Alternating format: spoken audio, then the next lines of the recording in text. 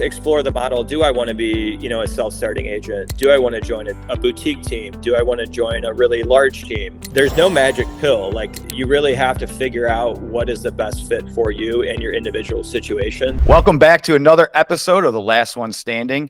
I am joined by my friends, Kyle, Lawrence, and Mike Thies. And we're going to talk about today how if you're a new agent or if you're an agent that's been in the market or it's been in the, has been in the real estate industry, and maybe you're struggling to do some business, that you don't have to go at it alone. There is an option out there to join real estate teams. So thanks for joining me today, guys. I appreciate it. Thank you. Let's start with you, Kyle. Tell us a little bit about yourself, how you got into the industry, and just on what you're doing to deal with and get business today. Well, if we're going to keep this to a 20-minute podcast, I'll keep it quick. Yeah. So I was working a sales job. I had an opportunity in Bay Village to buy and flip a house, which Mike knows all about, that one on Plymouth, nice street in Bay, Western Bay. Bought it cash, contracted out the work, did all the design. My mom comes from a world of real estate design.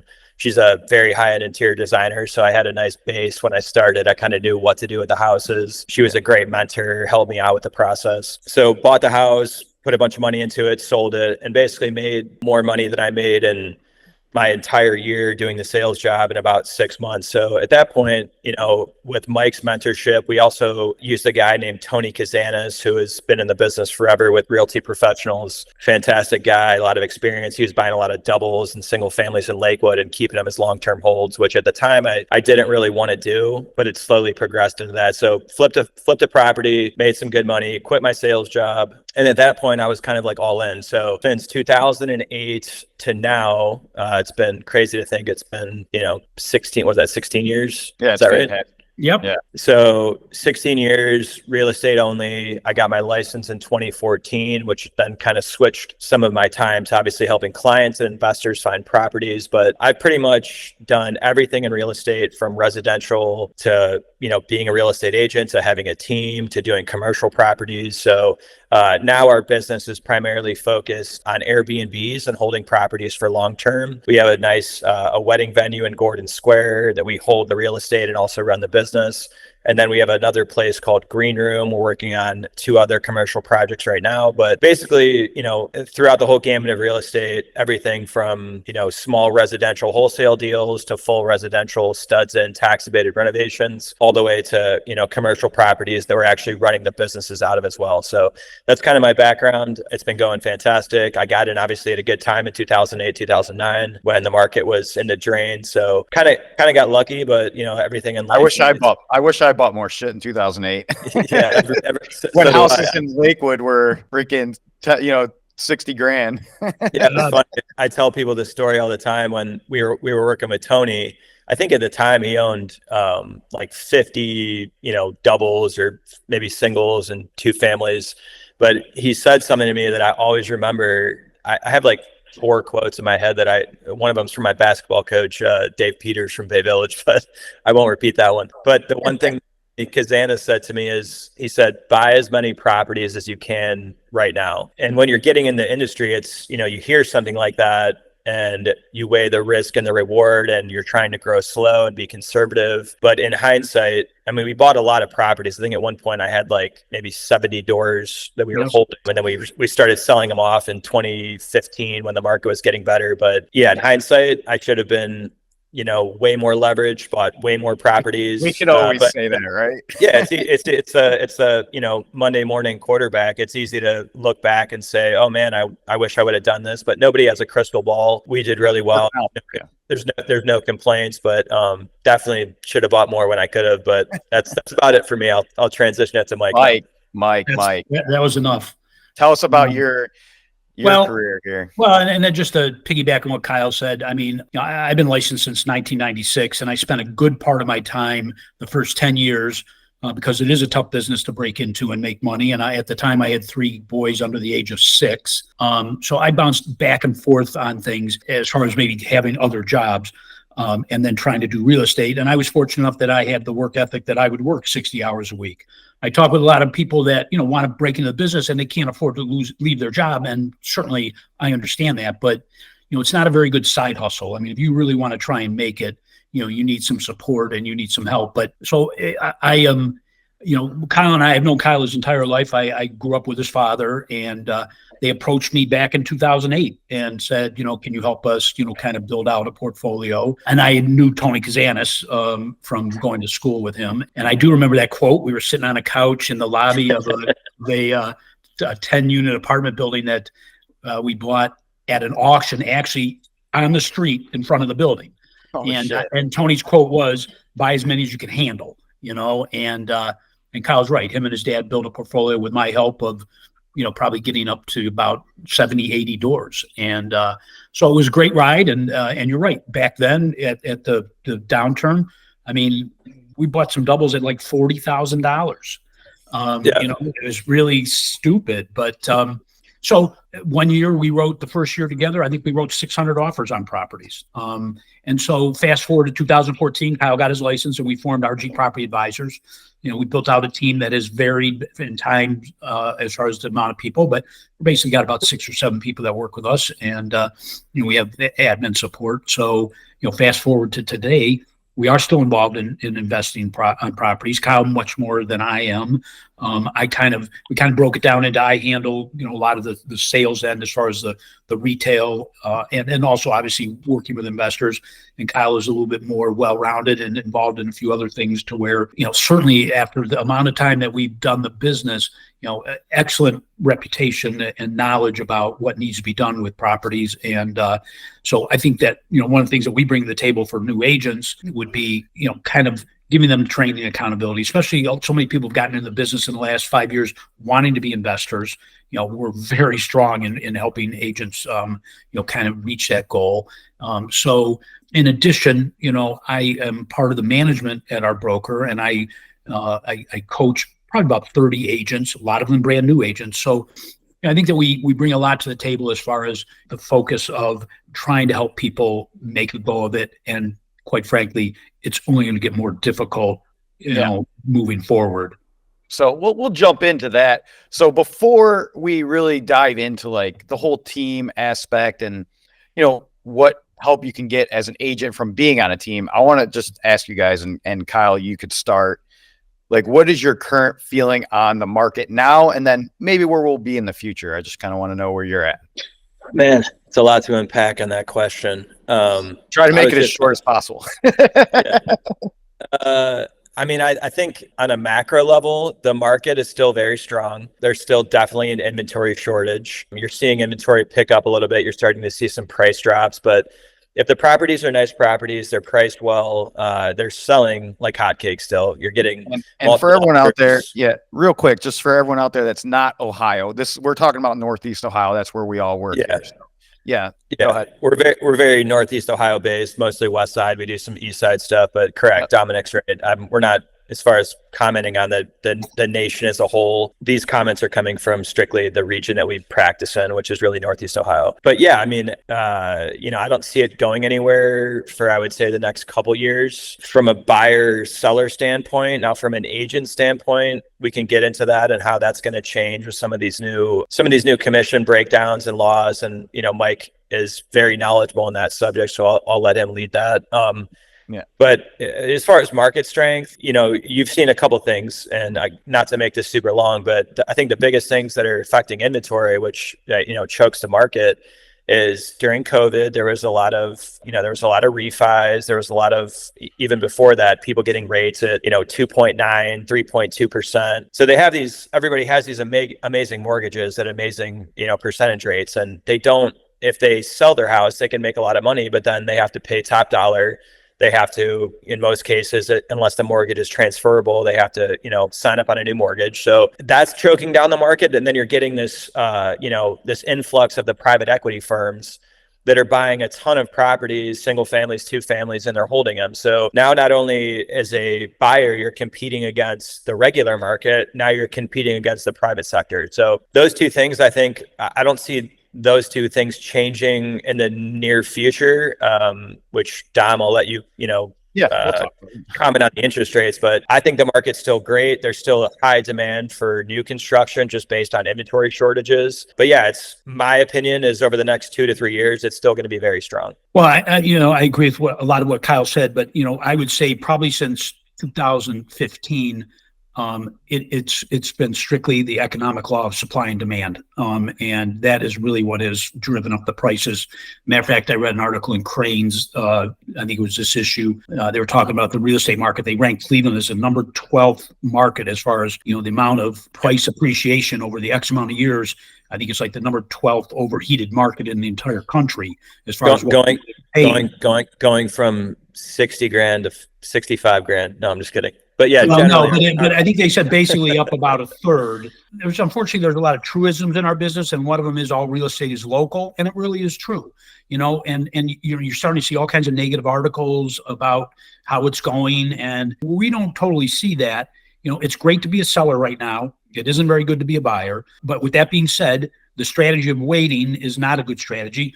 We were selling houses to people in 2019, thought they were paying through the nose. And, now they're happy they bought because it's even worse now. So I think that the macroeconomic people that know more than us say that the prices are going to hold. We need new construction to continue to drive up the inventory to help. But, it's different for everybody. If you're in Lakewood and you're trying to sell, you're holding the golden ticket.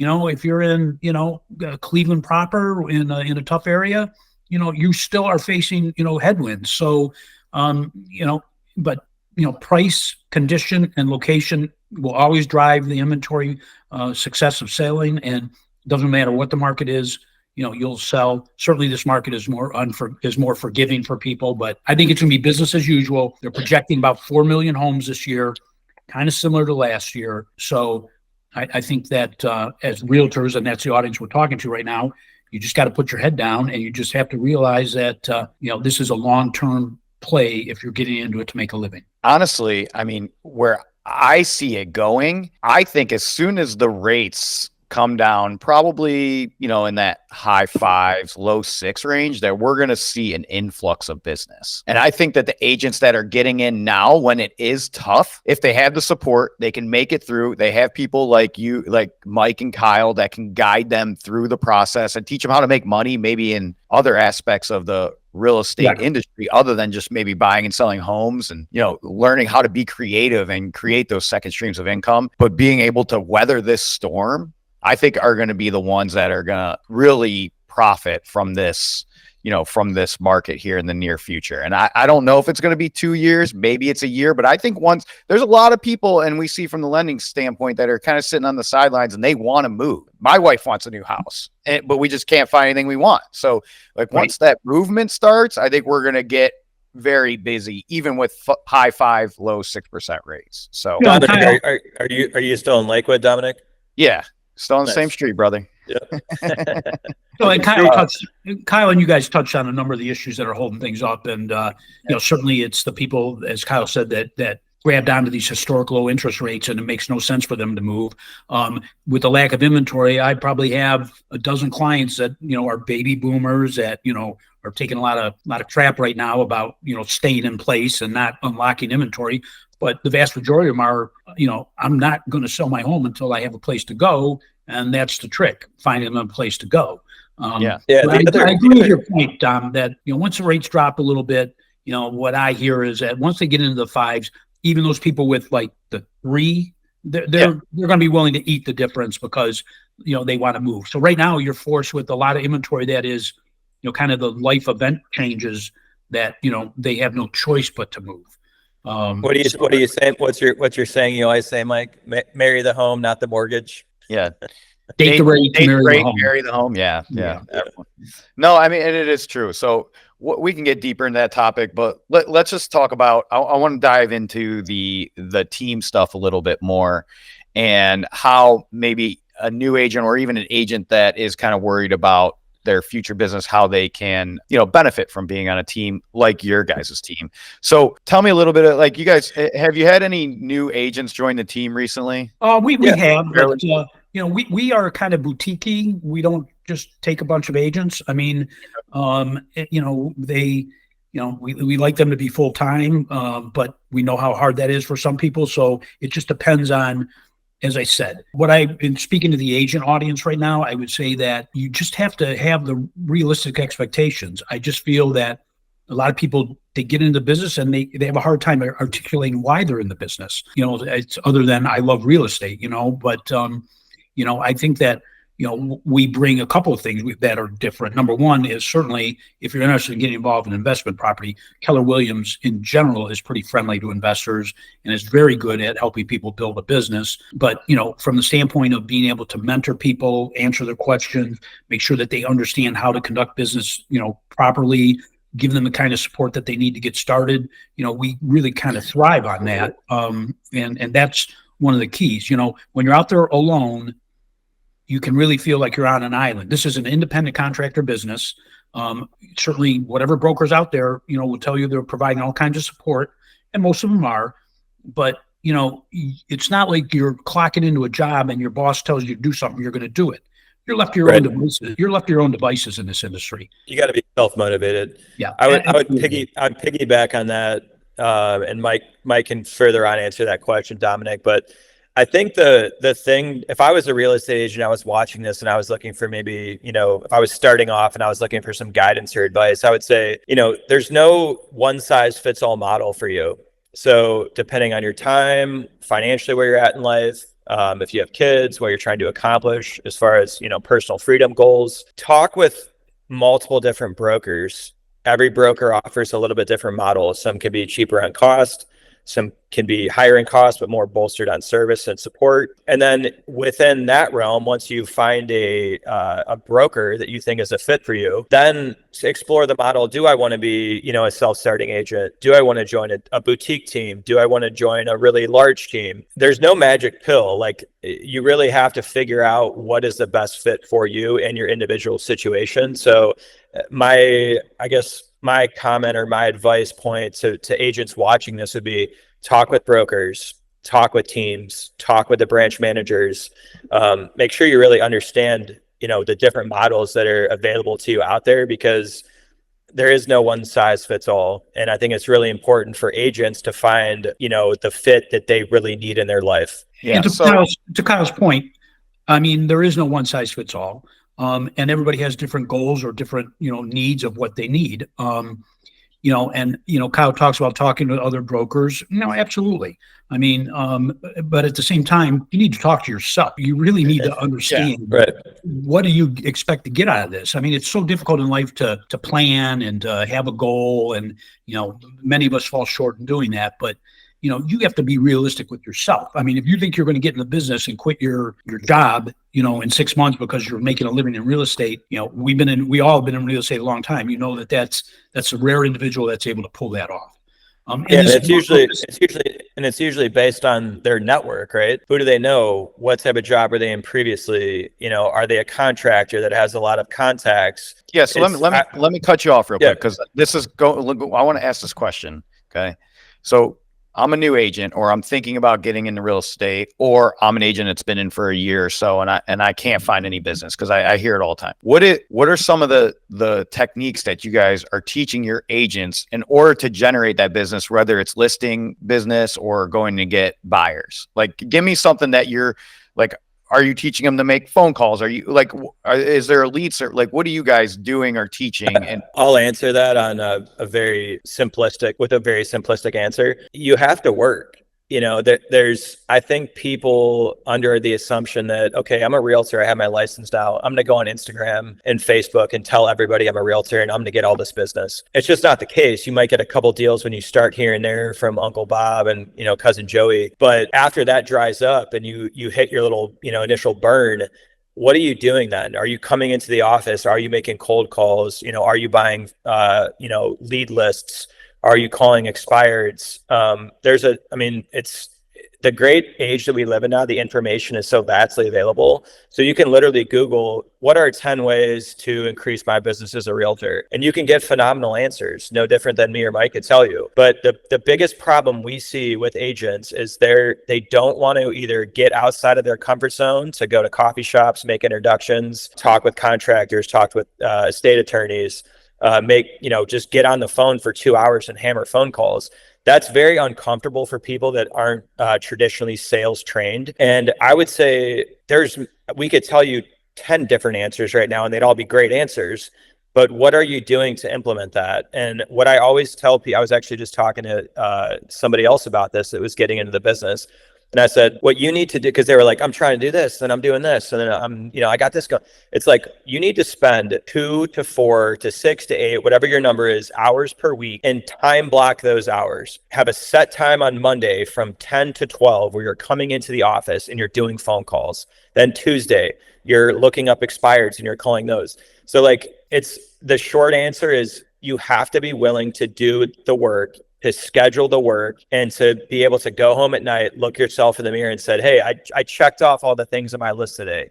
And that's my win for the day. If you do that consistently week after week after week, you're going to eventually start generating business because you're going to be doing more than 95% of what a traditional agent's doing. So that would be my answer: is do the work, be realistic with yourself, and time block, and actually reach your daily and weekly goals. If you do that, I think you'll have success. Yeah. So what you're trying to say is this isn't like 2020 COVID times where we're just order takers. You actually have to work now. Well, I mean, it's getting tougher. Yeah. I would say that the people that work typically are always going to be the successful people. I mean, and Kyle hit on a lot of tremendous points, and, but I think that once again, it comes down to expectations. If you have a full-time job, I mean, I work with a lot of agents. A lot of the agents that I coach are part-time agents. And, they have a very difficult time. Let's say you have a 40-hour week job, you have 3 kids, you have a personal life. And it's like, if you don't focus on, like Kyle said, time blocking out to grow your business, you're just eventually just going to, kind of fade away. And so, 50% of this job is showing up, and, you'll be better than the vast majority of them if you do show up and put in some time. But I think that, to break down, and it's not as easy to get a hold of people right now with the way the do not call list, people, I don't think anybody answers their phone anymore for a number of reasons, because, spam calls and scammers are just inundating people's, inbox. But I think it's important to stay small. People want to do, I want to do this, I want to do that. My advice would be to do as many open houses as you can to meet people, but also reach out to the people that you know and ask them for their business, or ask them if they know anybody, because that's the other thing about this. It's not like these people are walking into a retail store and, they're looking to buy a printer and you can pretty much close them on a printer. This industry, if the people aren't ready to sell, they aren't ready to sell. There's nothing you can do about that. But what you have to do about that is to make a connection, and then not rely on, you talk to them one time and they're yours. You have to talk to them ongoing. It might be, I have some people I've interacted with them for 10 years before they pulled the trigger.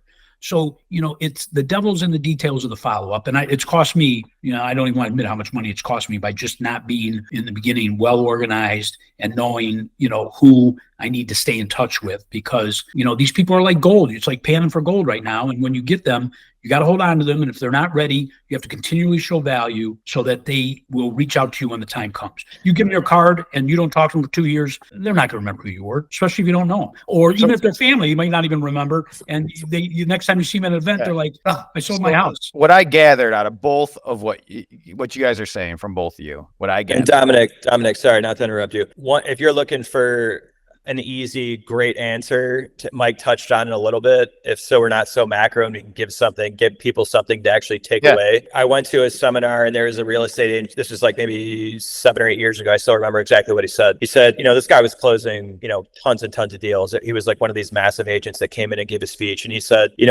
when I close, most agents celebrate when they close on a deal and get paid in their commission. They go out that weekend and say, oh, it's time to celebrate. I just got paid a $10,000 commission or a $20,000 commission. Sure, that's great. But this guy said, when I celebrate is when I put 5 new people that I met that day into my command. So we use KW Command, which is our contact management software, our CRM. And he said, that's when I get excited, because I know that's when I'm making money. If I'm closing out a deal and getting a commission, I've already done that business, right? Like, that's not exciting me. What excites me is every day I put 5 to 10 new contacts in my KW Command, and I manage those contacts. So I would say quick answer would be work your sphere, as Mike said. Not only work your sphere, but properly work it, getting calls once a month out, getting an email once a month out. Dominic, you do a great job with the emails and the texts, and you're constantly on top of their mind to know that, oh, I need a loan, I need to call Dominic or Rockway. And that's really the best way to start as an agent. Build your database, build your contacts, and not only build it, but have everybody in the right category, right? So don't send out one email to everybody in your contacts. You should have buyers, you should have sellers, you should have past clients, and they're all getting something a little bit different. So I would say if you're starting off, the first thing you can do if you got hours in the day is build your database. Yeah, I think people, first of all, what I was going to say is what I'm gathering from you guys is this is a relationship business. This isn't transactional. Definitely. COVID might have been the one time that was transactional, but no longer are you going to get away with that shit. You need to not build if you want to have customers for life that are going to give you repeat business. Right. So and that's how we thrive in this business, right? It's not that one transaction. It's the referrals. It's the person that you sold them their first home, and then you're going to sell their kids' homes, and you're going to find them their next home. So, and staying in front of them. And honestly, I don't think a lot of realtors do a good job of this. I mean, I talk to agents all day and I say, do you call your past client database? And these are agents that have sold hundreds of homes. Sure. And very rarely do they say yes. Most of the time they're like, I put them in my CRM and my CRM sends a text. I said, that's not good enough. You can't just have a CRM take care of it. You can't send a Christmas card once a year. You need to reach out to your clients. So it's what we do on our end. And this is something I think that a lot of agents should start doing is take your client list and just start from A to Z and make those calls every year. You call them twice a year and just check in and see how they're doing. And I know it's kind of you're like, these guys don't want to hear from me, I'm annoying them. It's not true. Like whatever you think people are assuming, and that's why you have that call reluctance. It's not true. Like make the call. People like to hear from you. And that's how you build that relationship. Definitely. And I think that's what a lot of people are honestly missing. No, and I think that you're right. Call reluctance can be a big thing, especially a lot of people get in our industry. Let's face it, it's somewhat easy to get into. It's not super expensive to stay in it. And so it does sometimes get people that are not very, good at, it being, let's face it, it is somewhat of a sales job. It's not hard sales, but it's, you got to have communication skills, professional appearance, you got to have some smarts, and you got to also be conscientious about taking care of people. But you're right. If you're not following up with people, it's very difficult to, get any kind of sustained success. Yeah. I think client experience is huge. And I think, again, do not be transactional. You're not going to win. And we're running out of time. So let me get to a couple other questions I have for you guys that I really want to hit. So let's say agent wants to join, RG Property Advisors, Red Group. What kind of support can they expect? Look, I'm an agent. I do, 3-4 deals a year. I'm like, how do I get more business? So I join your guys' team. What kind of support can I get as an agent on the RG Property Group team? Well, I think from an administrative standpoint, you're going to get the support that you need as far as whether you know what you're doing or not. When it comes to things like building out the MLS, we pay for professional photography for people. We provide signs, we provide business cards. Those are all the things that everybody does. But I think you want to be involved with somebody that is professional, that cares about you, that's going to take care of your needs, is going to be there at 10 o'clock at night when you call because you're involved in something that time is of the essence. And so those are some of the things, but so we certainly have the admin support to take away some of your time. We certainly pay for some of your expenses, and certainly setting up an appointment would be able to enable us to give you a bit more detail. But I think the most important thing right now is that you need somebody that can mentor you. And I think that, we kind of have it covered in a couple of ways. My longtime experience being part of the management of my broker, and then Kyle's experience with not only sales and real estate, but also more so than myself on the investment side. You're going to get the kind of support you need, but I will say this, you got to meet us halfway. We can provide you with all the things that you need, but if you're not engaged, then you're going to sell 3 or 4 homes a year. And don't get me wrong, if that's all you need to sell because you have a full-time job, that's fine. We'll pick up the slack for you to help make your life less stressful and help get you in a position where you are going to be a success. The answer for me, Dominic, would be, there's 2 types of teams. It's a team that gives you a ton of leads that are maybe good, maybe bad. And then there's a team that, similar to our team, that keeps you accountable and gives you structure. And if that's what you're looking for, and that's where you feel lost, or maybe you feel like you're dropping the ball, we will give you accountability. We will give you structure. We will help you reach your goals, your daily goals, your weekly goals, your monthly goals. But to Mike's point, if you're not willing to meet us halfway, to put in, to have accountability check-ins, you don't. Maybe you like a sugar-coated view. We're not that team. We're going to tell you how it is. We're going to be honest with you. And we ask for the agents on our team to be honest with us. I think one thing you guys are missing out, and I know that you do really well, is networking. And I think that's a lot of agents, they don't know how to network. And I think you guys do a good job of that, especially with all your connections. I think that's important too. When you're kind of looking for a team, I'm looking for people that are winners. I want to join a team that they know how to do that. And the amount of properties you flip, Kyle, and the amount of agents you've trained, Mike, I think that combination is invaluable to people. Definitely. Thank you. All right. So let's end with this, just because I want to wrap this up because we're coming up on over a half hour. But let's talk about some of the biggest challenges that we're going to see moving forward, especially with all this NAR stuff. So Mike, obviously Kyle said that you know a lot about this. So I want you to touch on this with like the NAR, the rules that are coming out with the new lawsuit that happened and all of that. And like, what kind of strategies are you guys going to use? And now that you actually have to market yourself to your buyers and you're no longer free, like what are you going to do? Or what are you teaching your agents to do in the future? Because I'm already seeing it on our end. I had an agent the other day. She's like, can you throw my commission on the cost sheet so they could see, so my buyers could see the commission? Right. She's like, holy crap, is their closing costs that much? I'm like, yeah, I had to put $8,000 on there. So Right. it's already starting to happen, and she sold her value and they got under contract. So tell me what you guys are kind of having discussions around that about. Well, and actually I have a 2:30 meeting at my office where we're going to start going over some of the documents that we're going to start using. And let's be clear, this is not in place yet. Right. It's the date they've sent is August 17th or 18th. But you're right. It can't be just here's the date and all of a sudden things change. So, right now, I think what you're going to see and what the challenge is going to be for agents is they need to understand what is going on as far as these changes.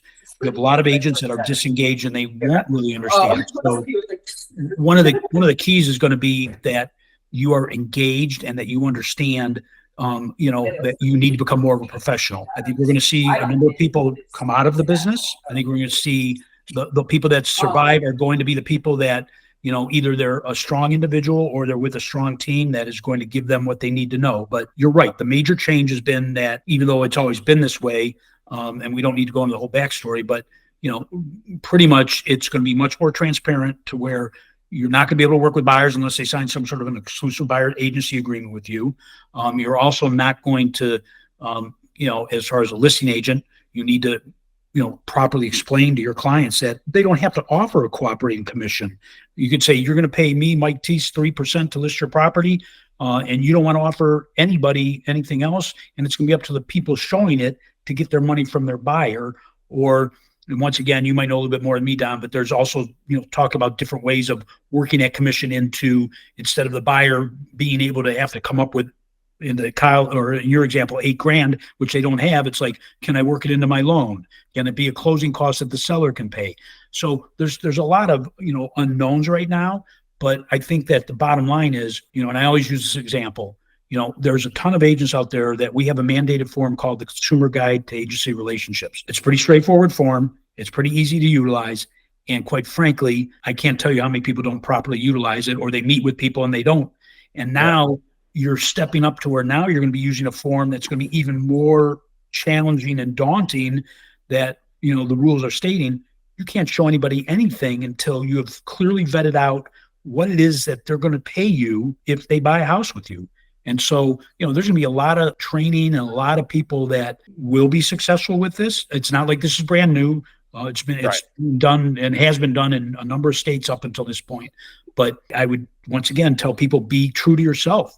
And if you struggle with presenting things to people, or you are worried about that, I wouldn't say pack it in. I would say find somebody that can help you become a success. Right. And real quick, Dominic, to answer that question, Mike sold himself short there. One of the great things Mike did when he heard, this was like maybe 6 or 8 months ago, when we heard this was coming down the pipeline, one of the really smart things Mike started communicating with our team, and again, a value that we provide, is he started paying for certifications that would help an agent justify to their client why they would be worth that commission. Hell yeah. So, that's a service that we were willing to pay for. We're willing to increase, our agents' education on how to kind of circumvent this new law. But it was a great, now you can meet with your clients and say, hey, I'm trained in X, Y, and Z, and I have that on my business card, and that sets me apart. And maybe that will get them over the hump to say, hey, this guy is worth it. He's done his due diligence. He's put the work in. I will pay him because he's trained. He knows what he's doing. So that was a really smart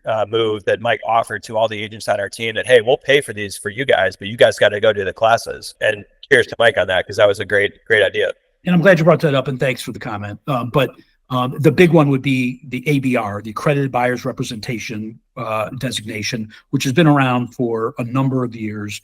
And quite frankly, to you agents out there right now, the National Association of Realtors is offering that free to people. And then there is an annual membership. Well, there's an annual membership that we will pay for, but right, I'm just kidding. Typically it was about $120. But I think it's part of this NAR lawsuit and all the bad press that NAR has gotten over a number of things. I think they felt that, hey, this ABR program, we need to just kind of throw it out there so that we can once again kind of coach up an industry that doesn't have a great reputation from a standpoint of realtors. Yeah. Well, okay. So we're going to cut it off after this question, but obviously all the negativity going around about the industry, all the agents that are quitting, I think last time I checked, maybe 40% dropped off. But what would you tell people that really want to get in this industry? They want to be agents, or they're in this industry and maybe they're getting a little discouraged and they're worried. So leave me with something that you can give the agents out there some hope that this is going to be, that they're going to be all right and they're going to be able to make it. Yeah, that's a great question. I think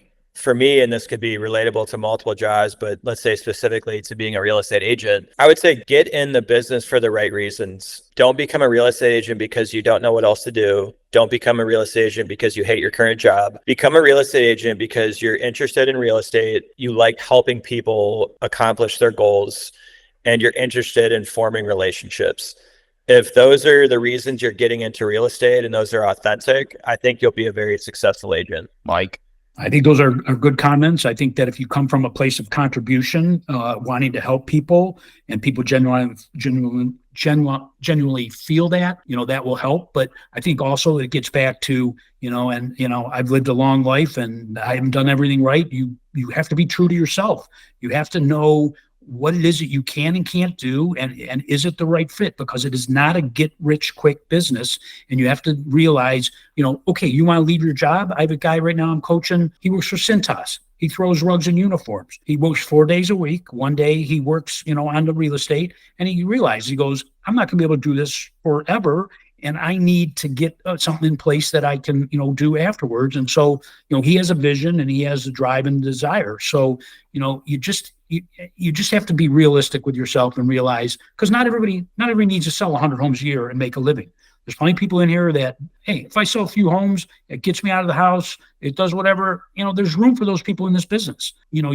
Especially the people that want to make it, you have to put in the time, and you have to have a plan, and you have to realize that plan could take multiple years to execute. And, I don't want to rain on anybody's parade, but to tell you differently, and especially the audience that we're talking to, they know what I'm saying is the truth.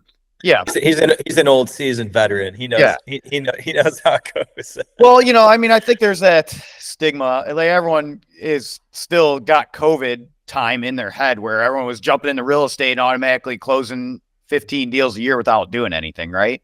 But I think, honestly, like, inside of my heart, like, my gut is telling me that if you get in now while everyone else is leaving, just like when you buy low and sell high, right? Like, if you get in now, you put in the work now, you build the relationships now, you're going to be reaping the benefits when the rates drop. If you wait for the housing industry to go crazy, you're going to be left behind, because all the good people in there right now that are building the relationships and building up their client base and really out there providing value for people, don't think you're going to come in when it gets better and be like, okay, here I am, because it's not going to happen. Like, if you want to make a living, you want to do good in this industry, you want to be the last one standing, you need to get in now.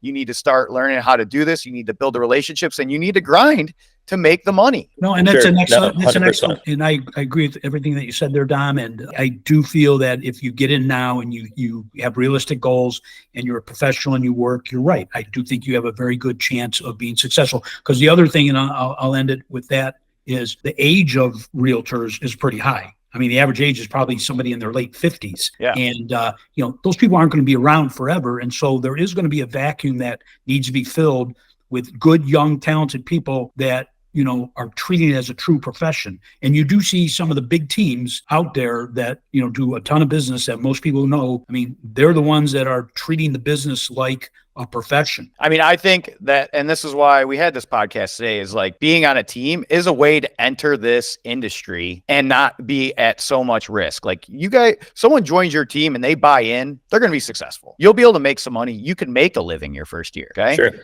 And if at some point in your future you want to go out on your own, whatever, if the team, but this is a way to get in the industry, to learn the industry from people that have been in it for 30 plus years and learn how to thrive. So with that being said, I thank you guys so much for going on today. It was a pleasure having you. RG Property Advisors, Mike and Kyle, thank you guys. I look forward to a future podcast. And, if you guys have anything else you'd like to say other than that. Yeah, no, Dominic, we appreciate you having us on. Always love talking real estate. We are actively recruiting. We love talking with agents, even if it's just a conversation. So if you're on Instagram, rgpropertyadvisors.com. If you're a web searcher, www.rgpropertyadvisors.com, feel free to drop a line to us. We would love to set a meeting up with you guys. If you're an agent watching this, we're about building people's business and helping them succeed with their goals. So if you are interested in joining a team, feel free to reach out to us. We'd love to talk to you. Even if you're not interested, these guys will talk to you. So, if you're like, I don't want to join a team, you want to make connection, these guys are We'll good get a coffee. Yeah.